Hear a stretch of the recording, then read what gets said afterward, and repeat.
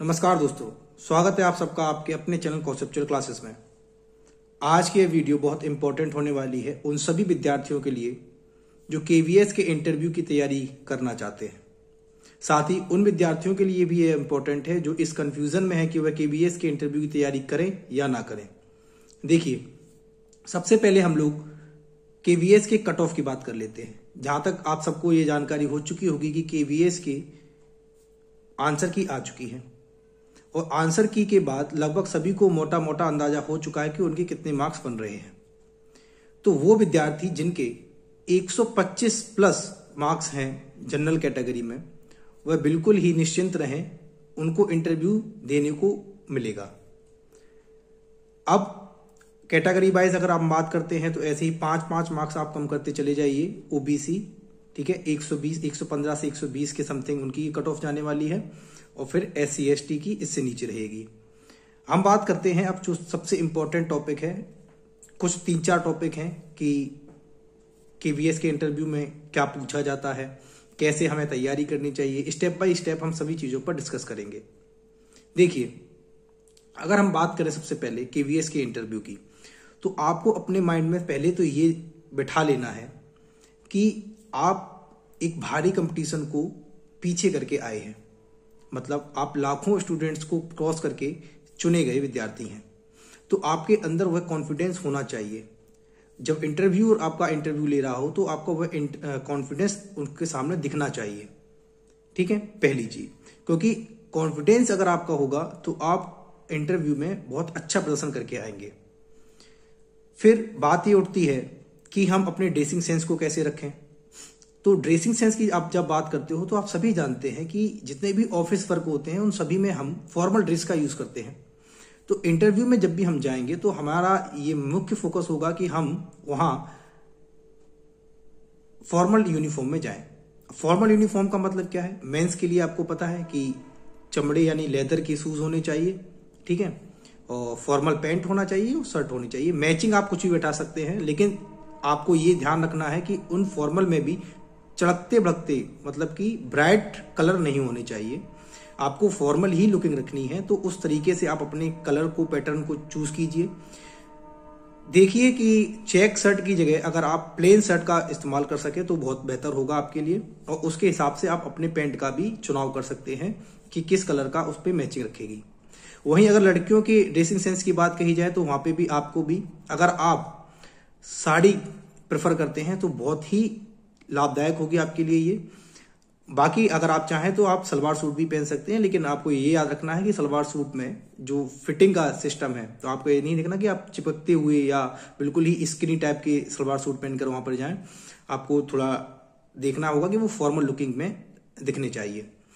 तो जहां तक है आपको ड्रेसिंग सेंस में आपको समझ में आ गया होगा। बाकी अगर आप देखते हैं तो आप टैटूज अगर आपकी कहीं भी बॉडी पर बना हुआ है तो आप कोशिश करें कि आप उसको हाइड कर सकें।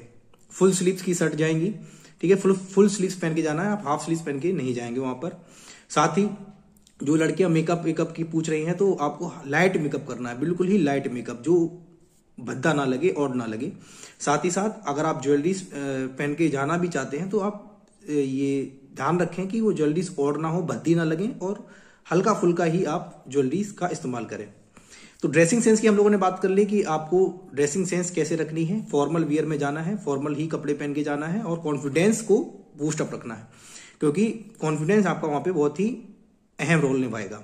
2 बातें हमने कर ली कि इंटरव्यू में जाते समय आपको अपना कॉन्फिडेंस लेवल हाई रखना है, दूसरा आपको अपना फॉर्मल ड्रेस पहन के जाना है। तीसरी बात ये उठती है कि जब पहले ही आप जब एंटर करेंगे तो आप सबसे पहले क्या करेंगे, आप उनसे पूछेंगे कि मैं आई कम इन सर, ठीक है, और जब वो आपको इजाजत देते आने की तो आप जाइए और बैठिए नहीं, बैठना नहीं है आपको, आप सबसे पहले कुर्सी के पास खड़े हो जाइए। जब इंटरव्यूअर आपसे कहे कि बैठ जाइए या मे योर सीट, तो तभी आप सीट लीजिए। अगर आपसे वह नहीं पूछ रहा है कि आपको बैठना है या नहीं बैठना है, तब आप खुद से पूछ सकते हैं, ठीक है। तो जब आप खुद से पूछ के बैठ सकते हैं, लेकिन आप खुद जाके सीधे बैठ जाए ऐसा नहीं चलेगा, पहली चीज। साथ ही साथ बैठते समय देखिए कि जो टेबल रखी हुई होती है इंटरव्यूअर के सामने, आपको उस टेबल का यूज नहीं करना है, बिल्कुल हरगिज नहीं करना है। कुछ लोग क्या करते हैं कि जाते हैं, बिना पूछे बिना इजाजत के बैठ भी जाते हैं और उनकी टेबल का यूज करने लग जाते हैं। मतलब उनकी टेबल पर हाथ रख लिया ऐसे, ठीक है, या कुछ अपना जो चीज लेके गए उस चीज को उन्होंने उनकी टेबल पे रख दिया। ऐसा नहीं करना है, ठीक है। आपके साथ जो भी सामान होगा, जैसे डॉक्यूमेंट फाइल आपके पास होगी, तो उस डॉक्यूमेंट फाइल को आप अपनी कुर्सी, अपनी चेयर के पास में ही रख लेंगे, ठीक है। और आपको उनकी टेबल का इस्तेमाल नहीं करना है। दूसरी चीज, अब यहाँ पे हम बात करें कि सबसे पहला क्वेश्चन जो इंटरव्यूअर का होगा आपके सामने, वो यही होगा, इंट्रोड्यूस अबाउट योरसेल्फ, ठीक है, अपना इंट्रोडक्शन दीजिए। तो सभी बच्चे अपना इंट्रोडक्शन तैयार करके जाएंगे और अधिकतर प्रोबेबिलिटी ये रखना कि आप अपना इंटरव्यू जो है वो इंग्लिश में तैयार करके जाएं, क्योंकि जब आप इंग्लिश में इंटरव्यू तैयार करके जाएंगे तो वहां से आपकी इंग्लिश की जो नॉलेज है वो चेक हो जाएगी वहां पर। फिर आप एक बार खुल सकते हैं, आप बाइलिंगुअल इस्तेमाल कर सकते हैं। लेकिन आप पहले ही जाके अगर हिंदी में अपना इंट्रोडक्शन दे रहे हैं तो वहां जो इंटरव्यूअर बैठा होगा फिर वो आपकी इंग्लिश की नॉलेज को चेक करना चाहेगा और फिर ऐसी कंडीशन में आपसे वो इंग्लिश में कुछ भी पूछने को कह सकता है, कुछ भी बात करने को कह सकता है, इंग्लिश में ही क्वेश्चन पूछ सकता है। तो अगर आपने एक बार इंटरव्यू अपना इंग्लिश में दे दिया, इंट्रोडक्शन आपने अगर इंग्लिश में दे दिया, तो उसके बाद आप फ्री हैं, आप बाइलिंगुअल का इस्तेमाल कर सकते हैं कि मतलब जब भी क्वेश्चन चाहे वो इंग्लिश में पूछे, हिंदी में पूछे, आप प्रेफर कर सकते हैं कि आप उसको बाइलिंगुअल लेके चले, क्योंकि केवीएस में इंग्लिश और हिंदी दोनों की लैंग्वेज होना बहुत ही जरूरी है, ठीक है। तो यहाँ पे ये मस्ट नहीं कि आप इंग्लिश में प्रो होना बिल्कुल यहाँ पे ये नहीं होता है। आप कुछ सेंटेंसेस इंग्लिश का इस्तेमाल करें, कुछ सेंटेंसेस हिंदी के इस्तेमाल करें। इस तरीके से आप बाइलिंगुअल ही अपने इंटरव्यू को आगे बढ़ा सकते हैं। तो ये तो बात हो गई लैंग्वेज की। तो पहला क्वेश्चन जो इंट्रोड्यूस अबाउट योरसेल्फ है, इसकी आपको तैयारी करके जानी है खुद से, ठीक है। आप अपना अभी से तैयारी कीजिए, आप अपनी पूरा इंट्रोडक्शन लिखिए और फिर उसको प्रिपेयर कीजिए और मिरर के सामने आप उसकी प्रैक्टिस कीजिए, क्योंकि जितने ज्यादा से ज्यादा आप प्रैक्टिस करेंगे, क्योंकि हो सकता है कि जब आप इंटरव्यूअर के सामने अपना इंट्रोडक्शन देते हैं तो वो भी यह जानते हैं कि आप अपना इंट्रोडक्शन तैयार करके आए हैं, तो वह आपको बीच में टोकते हैं, ठीक है। जब वो आपको बीच में टोकते हैं तो आपका क्या होता है, आपकी जो रिदम होती है वो उस रिदम में ब्रेक लग जाता है, और वो इसीलिए आपको टोकते हैं बीच में कि आपकी रिदम में ब्रेक लगे और फिर आप जहां से स्टार्ट किए थे वह कैसे आप फिर उसको हैंडल कर पा रहे हैं, वो है ये चेक करते हैं। तो आपको जब आप बार बार प्रैक्टिस करेंगे अपने इंट्रोडक्शन की, तभी आप पर ये महारत हासिल होगी कि आप वहां जाकर बेस्ट परफॉर्मेंस दे पाएंगे, ठीक है। ये बात हो गई, हमने इंट्रोडक्शन की बात कर ली। फिर होता है कि आपका एक बायोडेटा होता है। देखिए, जब आपको इंटरव्यू के लिए सिलेक्ट कर लिया जाएगा तो आपके पास एक फॉर्म आएगा जो एक बायोडेटा की फॉर्म में होगा, वह आपको फिल करना है। अब ये आप स्वतंत्र हैं कि वह यहाँ पे कहीं पे भी ये नहीं लिखा होगा कि आपको वह बायोडेटा हाथ से ही फिल करना है। आप इसको हाथ से भी फिल कर सकते हैं और आप चाहें तो आप इसको टाइपिंग के थ्रू, मतलब कंप्यूटर से टाइपिंग के थ्रू भी इसको फिल कर सकते हैं। अब देखिए, इंटरव्यू के पास में सिर्फ और सिर्फ आपका बायोडेटा होता है, उसके पास कोई भी डॉक्यूमेंट आपका नहीं होता है, सिर्फ और सिर्फ बायोडेटा जो आपने भरा हुआ है बस वही होता है। अब ये जो बायोडेटा होता है ये बहुत ही इंपॉर्टेंट होता है आपके लिए। क्यों? क्योंकि जो भी क्वेश्चंस पूछे जाने वाले हैं, जो भी इंटरव्यू आपका कैसा जाएगा, ये डिपेंड करेगा आपके बायोडेटा पर कि आपने बायोडेटा में क्या क्या भरा हुआ है, क्या क्या फिल किया हुआ है। तो आपको ये मेक श्योर कर लेना है कि जो भी बायोडेटा आप भर रहे हो उसकी नॉलेज आपको होनी चाहिए। जैसे अगर आपने हॉबीज में कुछ भी ऐसा भरा है, जैसे आपने हॉबीज में म्यूजिक भरा है तो आपको म्यूजिक के बारे में नॉलेज होनी चाहिए। आपने हॉबीज में अगर रीडिंग बुक पढ़ा है तो आपको कुछ बुक्स की नॉलेज होनी चाहिए जो आपने पढ़ी हुई हो, जो फेमस बुक्स होती हैं। तो इस हिसाब से आपको जो बायोडेटा है वो इस तरीके से तैयार करना है कि आपके जो क्वेश्चंस हैं आपको उनकी नॉलेज होनी चाहिए, ठीक है। तो बायोडेटा में हमने बात कही, तो बायोडेटा को आप समझ चुके होंगे कि हमें बायोडेटा बहुत ही इंपॉर्टेंट, हमारा जो इंटरव्यू में रोल करेगा वो बायोडेटा रोल करेगा, ठीक है। तो बायोडेटा से जो भी क्वेश्चन पूछे जाएं आप उसको तैयार करके जाएं, ये हमारी एक विशेष सलाह होगी आपके लिए।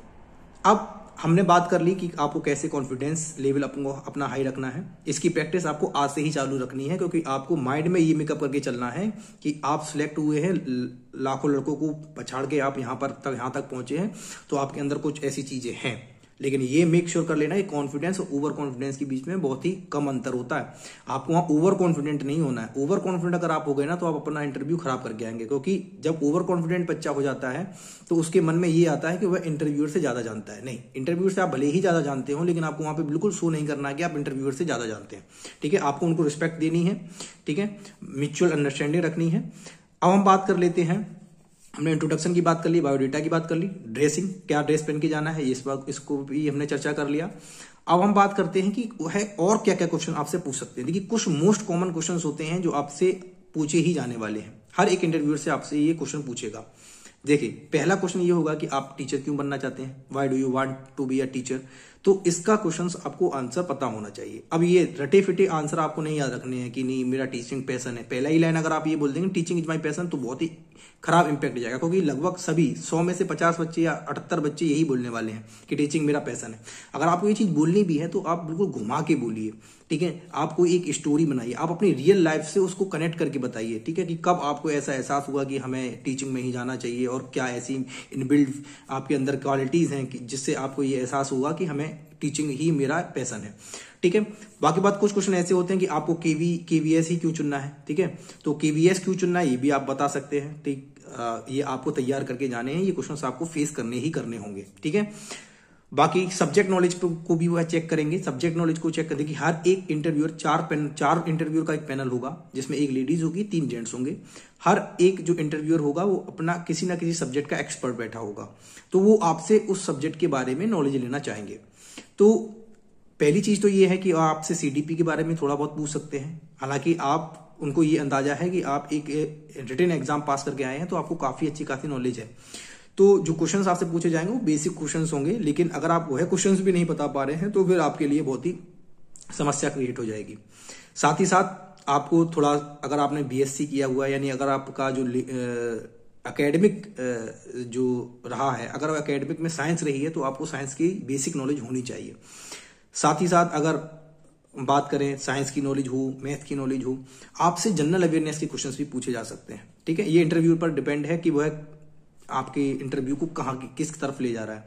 अगर आपसे जनरल अवेयरनेस के क्वेश्चन पूछे जा रहे हैं तो आपको ये मेक श्योर करके चलना है कि जिस दिन आपका इंटरव्यू है उस दिन का अखबार न्यूज़पेपर आपको पढ़ के जाना है। साथ ही साथ उस दिन से लेकर के पिछले 2 से 2.5 महीने तक की करंट अफेयर्स आपको पता होनी चाहिए कि क्या क्या इंपॉर्टेंट घटनाएं इन 2 से 2.5 महीने के अंदर घटी हुई हैं, ठीक है। तो आपको ये मेंटली प्रिपेयर करके जाना है कि आपको अपनी करंट अफेयर्स 2 से 2.5 महीने की तैयार करके जानी है। बाकी कुछ इंपॉर्टेंट घटनाएं जो पूरी ईयर वर्ष में घटी हुई हो वो अगर आपको पता है तो बहुत अच्छी बात है, ठीक है। बाकी जो क्वेश्चन अगर आपको नहीं आता है, कोई क्वेश्चन अगर आपको नहीं आता तो आप डायरेक्ट सॉरी नहीं बोलिए, ठीक है ना। कुछ बच्चे कहते हैं ना कि सीधा सॉरी मुझे नहीं पता, नहीं, आपको क्या करना है, आपको ये बताना है कि sir right now I am not aware, ठीक है, लेकिन मैं इसका क्वेश्चन इसको मैं सर्च करूंगा, इसका आंसर सर्च करूंगा।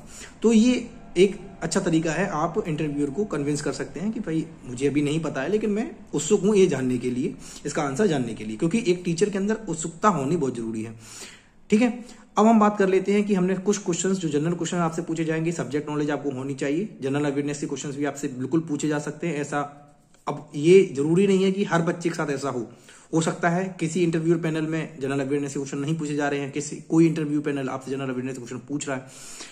फिर बात आती है डेमो टीचिंग की, क्योंकि ये जो अभी तक हम लोगों ने देखा था वो सब पर्सनालिटी के अंतर्गत आता था, जिसमें 15 नंबर 15 मार्क्स का कॉन्सेप्ट था। अब 15 मार्क्स जो अलग से डेमो टीचिंग के होंगे उस पर हम बात करते हैं। ये अहम होगा आपका डेमो टीचिंग। अगर आपने पर्सनालिटी में कुछ गड़बड़ सड़बड़ कर दिया है तो आप अपनी उस चीज को सुधार सकते हैं अपनी डेमो टीचिंग के थ्रू। अब डेमो टीचिंग में आपको क्या ऐसा करना है वो समझिए। देखिए, आप सब जानते हैं कि आपने जब आपकी टीचिंग लगी थी तो आपने कहीं ना कहीं वहां पे पढ़ाया है, लेकिन होता यह है कि हम फिर उस चीज से कट जाते हैं और फिर हमें उस चीज के बारे में ज्यादा नॉलेज नहीं रहती है। तो पहला काम तो आपका ये होगा कि आपको एनसीईआरटी फॉलो करनी है। एनसीईआरटी में कक्षा 1 से 5 तक की एनसीईआरटी में आपको क्या करना है कि हर एक क्लास की हिंदी की एक पोएम आपको तैयार कर लेनी है, साथ ही साथ इंग्लिश की एक पोएम। तो ऐसे 5 पोएम आपकी हिंदी की तैयार हो गई, 5 पोएम आपकी इंग्लिश की तैयार हो गई। मैथ की अगर बात करें तो मैथ में आप ग्रुप में बांट सकते हैं कि कक्षा 1 और कक्षा 2 में सम और डिवीजन मतलब कि एडिशन और सब्सट्रैक्शन ये चीजें होती हैं, तो आप इनको तैयार इन 2 टॉपिक में किसी टॉपिक को तैयार कर सकते हैं, दोनों टॉपिक ही तैयार कर सकते हैं। उसके बाद 3, 4, 5 में को एक ग्रुप में बांट लेना है। उसमें आप देखिए कि 2 से 3 टॉपिक आप तैयार कर लें, एक 3 का टॉपिक तैयार कर लें, एक 4th का, एक 5th का टॉपिक तैयार कर लें। तो इस तरीके से आपका 3 और 2 5 टॉपिक आपने मैथ के तैयार कर लिए, 5 पोइम्स आपने हिंदी में तैयार कर ली, 5 पोइम्स आपने इंग्लिश में तैयार कर ली। इतना काफी नहीं है, आपको और क्या करना है वो समझिए। आपको ये भी देखना है कि कक्षा 1 और 2 में जो इंटरेस्टिंग में से कुछ भी एक कहानी भी आपको याद कर लेनी है, क्योंकि हो सकता है आपसे वो ये पूछ ले कि भाई हिंदी की कोई कहानी सुनाओ। अब स्टोरी भी आपको पता होनी चाहिए, तो आप ये मेक श्योर करके चलें कि आपको 1-2 स्टोरी, हर एक क्लास की एक स्टोरी तो कम से कम आप जानते हो। हूबहू शब्द में नहीं बयां कर सकते, कोई बात नहीं, लेकिन अगर आपको एक स्टोरी आपने पढ़ी हुई होगी तो आप वहां पर जाके बेटर बता सकते हैं। तो इतनी बात तो हो गई हमने यहाँ पे। अब ईवीएस की चर्चा कर लेते हैं। ईवीएस में क्या होगा ईवीएस में आपको पता है कि 5 थीम होती हैं, 5 से 6 थीम होती हैं, ठीक है, फूड, फैमिली। तो आपको क्या करना है कि जैसे आपने फूड थीम को चुना तो आपने कहा कि कक्षा 1 और 2 एक ग्रुप में बांट लिया, फूड को हमने उसमें चुन लिया, कक्षा 1 में फूड हम कैसे पढ़ाएंगे और कक्षा 2 में हम फूड कैसे पढ़ाएंगे, इसको आप तैयार कर लेंगे। ऐसे ही 3, 4, 5 में आप 2 थीम तैयार कर लीजिए, फैमिली और कुछ और, ठीक है। तो ऐसे क्या कर सकते हैं कि आप उनको लेवल बढ़ाना है, बस केवल लेवल ही तो बढ़ाना होता है। 3 का लेवल थोड़ा नीचे होगा, 4th का थोड़ा ऊपर होगा, 5th का थोड़ा और ऊपर होगा। तो आपको क्या करना है, लेवल के अनुसार उनको तैयार कर लेना है, ठीक है। तो दो थीम वहां पे तैयार कर लेनी है, उनका लेवल बायस आपको वहां पे तैयार कर लेनी है कि 3 में अगर मुझे यही टॉपिक पढ़ाना है तो इसका लेवल मैं यहां से चलूंगा, 4th में पढ़ाना है तो उसके लिए मैं यहाँ पे लेवल रखूंगा, 5th में पढ़ाना है तो इसका लेवल मैं यहाँ पे रखूंगा, ठीक है। तो इस तरीके से आपने ईवीएस का भी तैयार कर लिया। अब होगा क्या, आपने ये सब तो तैयार कर लिया, अब इंटरव्यू पर डिपेंड करता है। इंटरव्यू देखो 2 तरीके से आपसे डेमो टीचिंग करवा सकता है। एक तो आपसे सीधा कह देगा कि भाई बताओ कोई पोम सुनाओ इंग्लिश की, तो अब यहाँ पे आप बिल्कुल फ्री हैं कि आप कोई भी पोम अपनी तरफ से सुना दीजिए जो आपकी बेटर है, जो आपने बेस्ट तैयार की है। तो इन 5 में से भी आपको एक पोम ऐसी याद रखनी है जो बहुत बेस्ट होनी चाहिए आपकी। अगर 5 बेस्ट है तो बहुत बढ़िया बात है, आप कोई भी सुना दीजिए, लेकिन एक पोम आपको बेस्ट तैयार करके चलनी है, क्योंकि जब ऐसी कंडीशन आपसे कही जाएगी कोई एक पोम सुनाइए तो आप बहुत आसानी से पोम सुना सकते हैं, ठीक है। और पोम सुनाते समय यह भी याद रखना है कि आप चूंकि इंटरव्यूअर को नहीं पढ़ा रहे हैं, आपकी डेमो टीचिंग में इंटरव्यूअर पर डिपेंड नहीं है, आप उनको बिल्कुल बच्चे की तरह मानेंगे। वो बोलेंगे नहीं कि वो बच्चे हैं, या वो बिल्कुल ही कुछ नहीं बोलेंगे। आपको क्या करना है, आपको ये मान के चलना है कि इस पूरी क्लास में जहां पे आपका इंटरव्यू हो रहा है उस पूरी क्लास में बच्चे बैठे हैं, और आपको हाइपोथेटिकली सोच के यही चलना है कि किसी को भी, जैसे आप कोई अमन होगा नहीं, आपने अमन नाम बोल दिया, ठीक है। आप कोई एक्टिविटी करा रहे हो तो आप अपने हिसाब से कोई नाम लेके उठा के अपने ही खुद से क्वेश्चन पुटअप करने हैं, खुद से ही आंसर देने हैं बच्चा बन के, ठीक है। तो इंटरव्यूअर आपको ये आप एक्सपेक्ट करें कि इंटरव्यूअर आपको जवाब दे बच्चा बन के, ऐसा बिल्कुल नहीं होगा। ये उसके ऊपर डिपेंड है कि वह दे भी सकता है, नहीं भी दे सकता है, लेकिन आपको खुद ये एज्यूम करके चलना पड़ेगा डेमो टीचिंग के समय कि आप बच्चों को पढ़ा रहे हैं और आप बच्चों से जो क्वेश्चन पूछ रहे हैं और बच्चे क्या आंसर आप उसका दे सकते हैं, ये आपको खुद एज्यूम करके चलना है। तो ये हमने डेमो टीचिंग की बात करी। अब इसमें होगा क्या, देखिए हमने पोएम तैयार कर ली, हमने ईबीएस की थीम भी तैयार करके चले और हमने मैथ के टॉपिक भी तैयार करके चले। अगर इंटरव्यू सीधे आपसे पूछता है कि कोई पोएम सुनाइए, तो आप बिल्कुल भाव भंग में, यानी कि फीलिंग्स के साथ, कहाँ तारत्व है, कहाँ हमें रुकना है, कहाँ हमें ठहरना है, कहाँ हमें ऊंचा स्वर लेना है, कहाँ हमें नीचा स्वर लेना है, पूरी तैयारी के साथ आपको वह पोएम सुनानी है। उसके बाद उस पोएम, अगर वह आपको रोक नहीं रहे हैं, उसने आपने पोएम सुना दी और आपको वह रोक नहीं रहे हैं, इसका मतलब कि वह अभी और जानना चाहते हैं कि आप इसके आगे, अब इस पोएम के आगे क्या एक्टिविटी कराना चाहते हैं। तो आप कुछ एक्टिविटी कराइए, कुछ एग्जाम्पल दीजिए जो उस पोएम से रिलेटेड हो, ठीक है। तो इस तरीके से आप डेमो टीचिंग। अब इसमें वर्स्ट कंडीशन क्या हो सकती है, इसकी वर्स्ट कंडीशन ये हो सकती है कि आपसे वो ये कह दे कि बच्चा कक्षा 3 की कोई हिंदी की पोएम सुनाओ। तो अब इसमें क्या होगा कि अब इसमें आपने जो तैयार किया है ना, एक एक क्लास की एक एक पोएम, वो आपके लिए लाभदायक हो जाएगी। आप कक्षा 3 की जो पोएम तैयार करके गए हैं वो आप सुना दीजिए। तो यही कंडीशन हो सकती है, या तो आपसे वो सीधा बोल सकता है क्लास 3 की कोई पोएम सुनाइए, हिंदी की या इंग्लिश की, ठीक है, या क्लास 3 का कोई मैथ का टॉपिक पढ़ाइए, या क्लास 3 की कोई ईवीएस का चैप्टर पढ़ाइए। तो ऐसे पूछ सकता है, या सीधा पूछ सकता है कि आप मैथ का कोई टॉपिक पढ़ाइए। तो आप स्वतंत्र हैं कि कुछ भी पढ़ा सकते हैं मैथ में, जो कुछ भी तैयार करके गए हैं, जो आपका बेस्ट है, ठीक है। तो इस तरीके से आपका जो डेमो टीचिंग है वो चलेगा। डेमो टीचिंग में कुछ और बातें आपको याद रखनी है कि जब आप बोर्ड पर लिखेंगे, सबसे पहले आप डेट डालेंगे, और डेट डालते समय अगर आप बच्चों से पूछकर डेट डाल रहे हैं तो बहुत अच्छी बात है कि आप पूछिए कि बच्चों आज की डेट क्या है, और फिर आप खुद वो डेट डाल दीजिए। साथ ही साथ बोर्ड पर कुछ भी लिखते समय आपको ये मेक श्योर करके चलना है कि आप का जो कनेक्शन है वो बच्चों के साथ बना रहे, मतलब आप पीठ मत दिखाएं बच्चों को, क्योंकि अगर आपने एक बार बच्चों को पीठ दिखा दी, ये बिल्कुल कॉमन सी चीजें होती हैं जो आपको वहां पे अप्लाई करनी है, और आपने टीचिंग के समय पे ये देखा भी होगा, ठीक है। तो आपको अपनी पीठ नहीं दिखानी है, आपको कनेक्शन नहीं तोड़ना है किसी भी तरीके से बच्चों के साथ, ठीक है। और जब आप उसको रफ करेंगे तो आप ऊपर से नीचे रफ करेंगे, जिससे कि क्या हो, जिससे कि जो धूल है वो उड़े नहीं, क्योंकि आपको चौक से लिखने को मिलेगा, मार्कर से लिखने को मिल रहा है, तो फिर तो आप फ्री हैं, कैसे भी आप रफ कीजिए उसको, ठीक है। तो ये कुछ बातें हैं डेमो टीचिंग की, जो मुझे लगता है कि आपके लिए बहुत ही लाभदायक होंगी। तो हमने बात कर ली आज के मुख्य मुख्य क्वेश्चंस की। ये सभी क्वेश्चंस वो क्वेश्चंस हैं जिसको बच्चे लगातार पूछ रहे हैं कि इंटरव्यू में हमें कैसे जाना है, क्या तैयार करना है, कैसे क्या हमारी तैयारी होगी। तो ऑलमोस्ट मैंने सभी क्वेश्चंस के आपको जवाब दे दिए हैं, चाहे फिर वो आपका डेमो टीचिंग से रिलेटेड हो, कैसे कैसे क्वेश्चन पूछे जा सकते हैं, आपको कैसे तैयार करके चलना है, और कॉन्फिडेंस, बिल्कुल कॉन्फिडेंस आपको अपना अपर रखना है। साथ ही साथ कट ऑफ क्या रह सकती है वो मैंने बता दिया है। और जिसकी भी 125 प्लस नंबर हैं इन जनरल, वह विलंब ना करे, अभी से तैयारी करना स्टार्ट कर दे। सबसे पहले 2-3 दिन ले वह अपने कॉन्फिडेंस को बूस्ट अप करने के लिए। वह ये मान के चले कि आज से वह अगर माइंड में ये सोच के चलेगा कि वह कॉन्फिडेंट है, तभी वह इंटरव्यूअर के सामने कॉन्फिडेंट शो हो पाएगा। क्योंकि अगर आप वहां पे जाके ब्रेक डाउन हो गए, नर्वस हो गए, तो ये फिर आपके लिए आपके इंटरव्यू के लिए बहुत ही खराब चीज है, बहुत निगेटिव इंपैक्ट जाएगा। तो चलिए, आज की इस वीडियो में हम लोगों ने बहुत ही इंपॉर्टेंट चीजें तैयार की हैं। सभी ऑलमोस्ट जनरल क्वेश्चंस को हम लोगों ने तैयार कर लिया है, हमने सभी पर डिस्कशन किया है। और ये वीडियो इंटरव्यू जाने से पहले, इंटरव्यू की तैयारी करने से पहले आपको इस वीडियो को देखना बहुत ही जरूरी है, क्योंकि इसमें हमने सभी चीजों को समझा है, जांचा और परखा है। ठीक है, तो कुल मिला के आपको कॉन्फिडेंट रहना है अपनी इंटरव्यू के लिए, और पॉजिटिव थिंकिंग रखनी है कि आपके साथ अच्छा ही होगा। जब अभी तक अच्छा हुआ है तो आगे भी अच्छा ही होने वाला है। तो इसी पॉजिटिव अप्रोच के साथ आप लगे रहिए, और मेरी शुभकामनाएं आप सभी के साथ हैं। तब तक के लिए जय हिंद दोस्तों, मिलते हैं अगली वीडियो में एक नई ऊर्जा और एक नए उत्साह के साथ। नमस्कार।